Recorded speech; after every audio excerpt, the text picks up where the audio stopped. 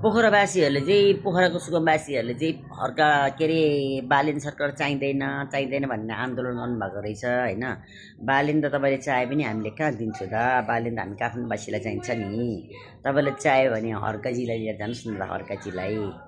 अनि यो उहाँहरू पनि जम्मै एमाले क्या हो। हाम्रो काठमाडौँमा त अलि जुलुस गर्नेहरू त हुन त पार्टी त काङ्ग्रेस पनि छ, राप्रपा पनि छ, माओवादी पनि छ, ऊ के भन्छ अहिले आएको घन्टी के अरे स्वतन्त्र हो त्यो पनि छ। तर हाम्रो काठमाडौँको माइती घरमा खालि एमाले मात्रै उफ्रिएछ। तिमीहरू पनि एमाले नै पऱ्यो कि क्या हो। तर म त्यो झोले भनेर तपाईँको बदनाम चाहिँ गर्दैन है। म फेरि मान्छेलाई इज्जत गरेर बोल्ने मान्छे, अलिक कदर गर्ने खाले मान्छे पऱ्यो होइन। त्यही भएको हुनाले म झोले चाहिँ भन्दैन। तपाईँहरू पनि त्यस्तै पऱ्यो कि क्या हो, शङ्का लाग्यो त। ल हर्का लानुहोस् ल, तान्नुहोस् त्यतैबाट। हामीले त पुग्यो, हामीले बाले नै ठिक छ। हाम्रो यहाँको सुकुम्बासीहरू एकदम खुसी छ।